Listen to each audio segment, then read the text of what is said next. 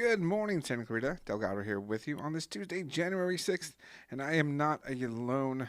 I have a very special guest in here with me. It's always great when she comes in. The co-news director of KHTS in the newsroom, Jade. Good morning. Good morning, Andrew. How are we doing? Good. Happy New Year. We're still into that week where Happy New Year is acceptable. Correct, So Happy New correct. Year to you. I believe yesterday was actually 12th night. So when you had the olden time 12 days of celebration of Christmas. Yes, Three Kings Day is today, so they're going to Mhm. celebrate, when the Three Kings went over there. So it's the official end. It's actually Take Down Your Tree Day today. It's National Take Down Your Christmas Tree. So if you kept it up, today's the day. Ah, I see. But we do have some other special things to talk about. Joining us today is another special guest, and that is State Senator Suzette Valladares, who represents the Santa Clarita Valley and beyond. How are you doing today, Suzette? Good morning, Jade Delgado. It's great to hear your voices. Happy New Year to you and Merry Little Christmas, as we call it in my household. It's Little Christmas. You know what? I think that it's very acceptable as, a very special person once got a couple of gifts today. So I think that's a great way to describe it. Yes, yes. Well, Happy New Year. It's great to hear you guys. I'm super excited to be back on the show and focused on connecting with you and the voters of Santa Clarita. Absolutely. So you just announced some of your budget priorities ahead of some further announcements that are coming from the state. And today we're going to talk about what you worked for in the district this last year and what you are looking for in the year ahead. Now, you actually had a complete 100% run here. Every bill you sent to the governor was signed into law last session. What do you think made your legislation so effective in California? You are a Republican representative, so this is an absolute feat. Yeah, well, Jade, as you are well aware, my legislative package, all of the bills, the resolutions that I co-author with predominantly in a bipartisan fashion, were all focused on affordability, on opportunity, on making our community safer. And it was, simply prioritizing common sense legislation. I think that was kind of a good strategy for me last year and good for the people of Santa Clarita and California. It was, a lot of work in my prospective caucuses. I'm the co-chair of the Problem Solvers Caucus. We had some phenomenal bills that we got to the governor's desk as a caucus this year, like AB 30, which is allowing for a cheaper, cleaner ethanol blend to be sold in California. Like every other state in the nation, it's going to save our commuters anywhere from 20 to 40 cents a gallon, which is, it adds up especially for our community. So I really think it was bipartisan work. It was common sense.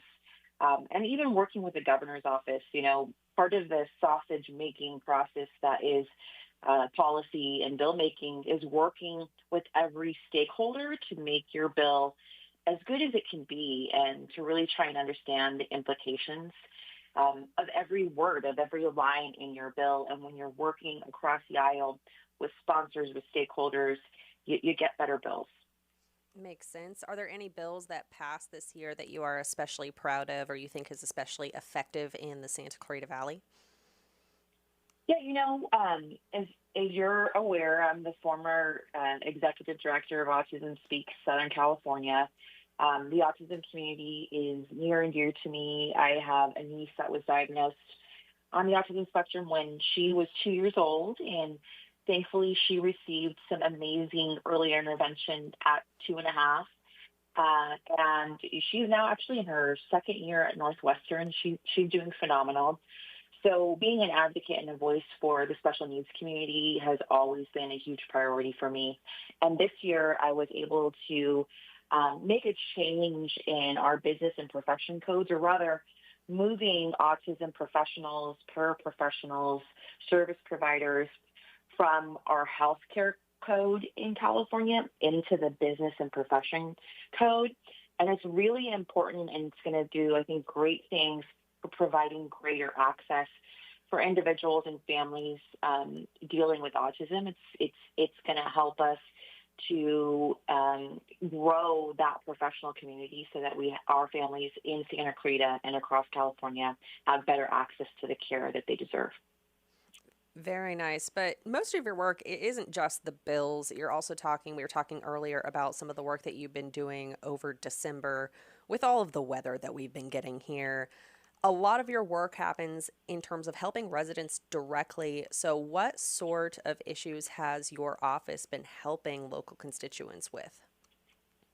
Yeah, it's probably my favorite part of my job and, our responsibility as your state elected senator, or even when I was in the state assembly as well, is to really help be that liaison, that connection between real people and state agencies. And so if you are, you lost your driver's license and you can't seem to, or your real ID and you're having issues getting a real ID, which everyone needs right now, you can call our office and we can help connect you with the DMV and usually help expedite any process.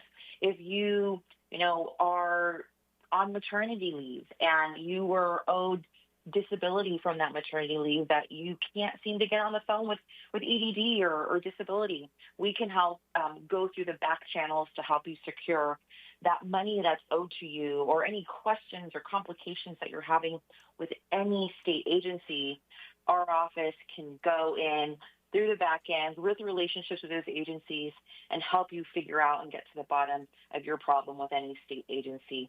I mean, even things as simple as, in the Antelope Valley, Santa Clarita, on the high desert, we have a lot of illegal dumping. We have a lot of off ramps that people will like drop mattresses on. I'm like, what are you doing? Well, we can make those direct calls to Caltrans, and usually when my office is calling or when I'm personally calling, it gets done pretty quickly. So anything that even if it's not a question of a state agency, my office can help direct you to the right agency at any level of government. Very nice. Now, I know we were talking a little bit earlier about some of the caseload that your office has been dealing with the rain. Can you tell me a little bit about what you've been able to help your constituents with there? Yeah, the rain across Southern California, I'm in Sacramento right now. It was raining today. I think I see the first bit of sunlight I feel like I've seen in about 3 weeks, which is very, uncommon for us. Our Californians, we don't see rain very much.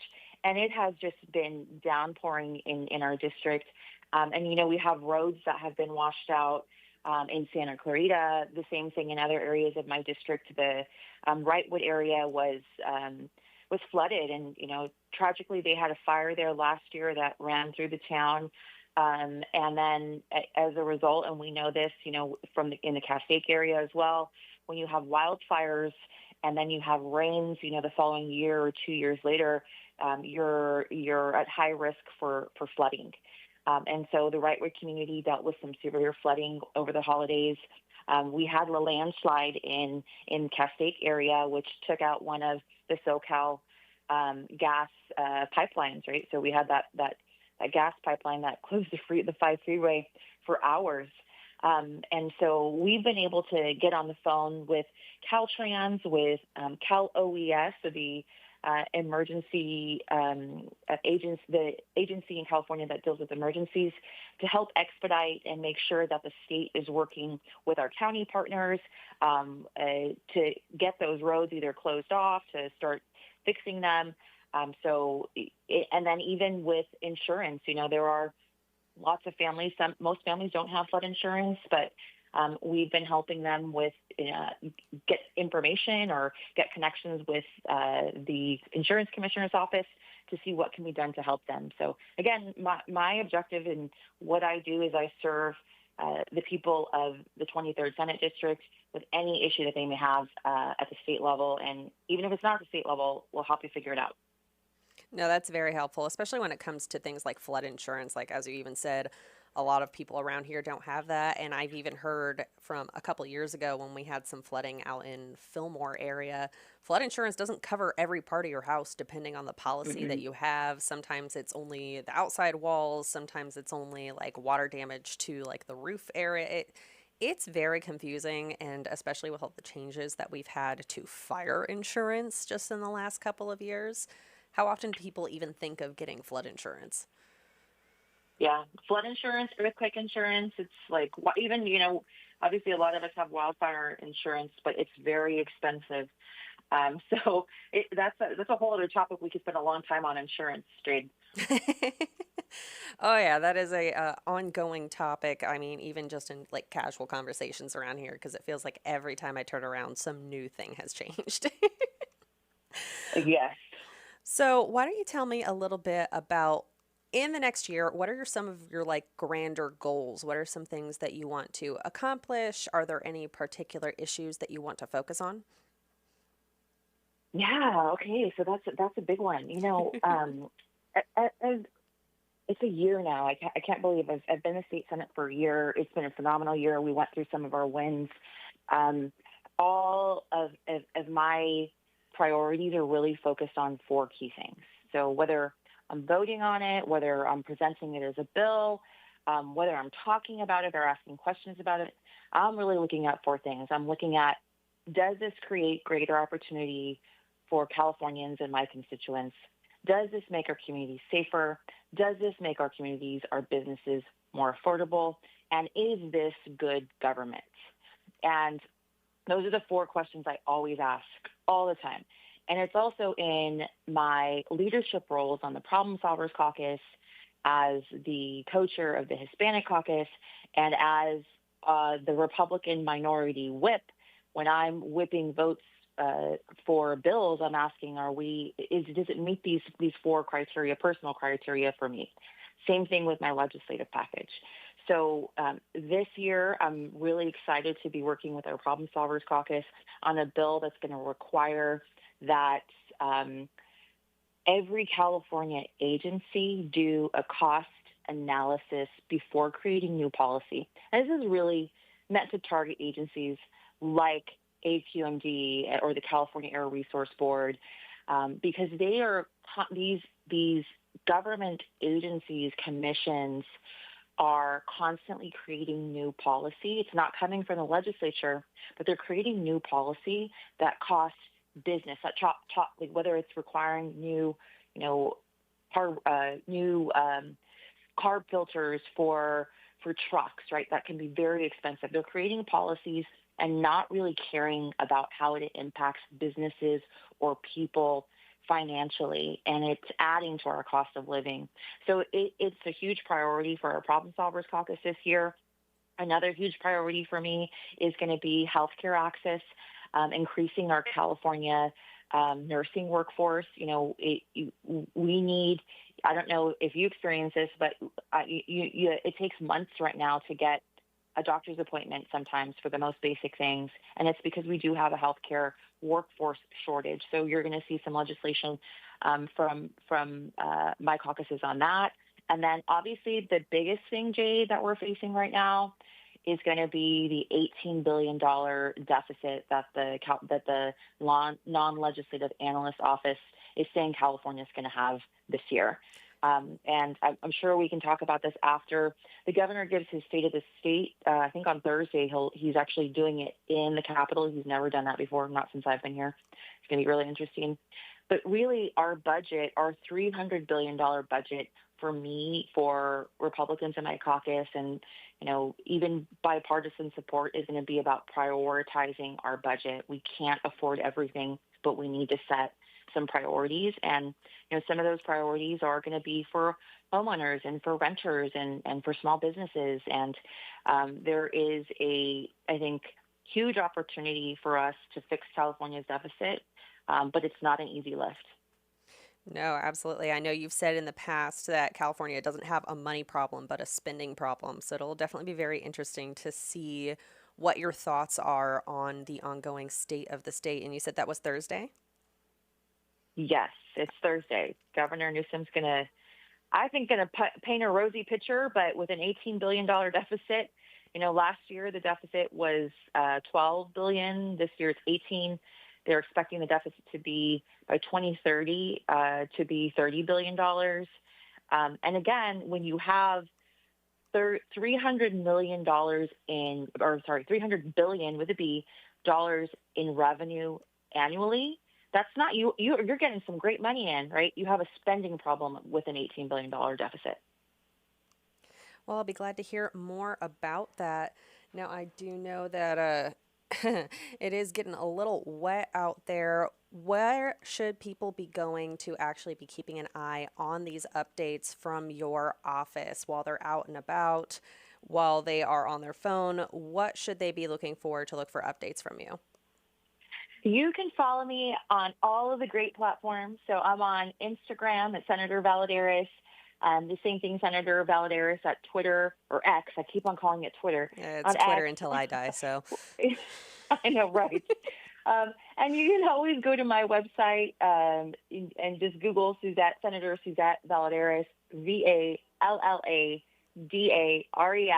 and sign up for my emails. We send out emails, text messages, connect with me in any of those platforms, and you'll receive updates. Awesome. Thank you so much for joining us today, and a very happy new year and happy Three Kings Day to you. Awesome. Happy Merry Little Christmas to you. Well, thank you for calling in, California State Senator Suzette Valladares. If you caught the tail end of that interview, you can catch it in its entirety by heading on over to facebook.com or youtube.com/KHTS Radio. This is KHTS FM 98.1 and AM 1220 and homedownstation.com.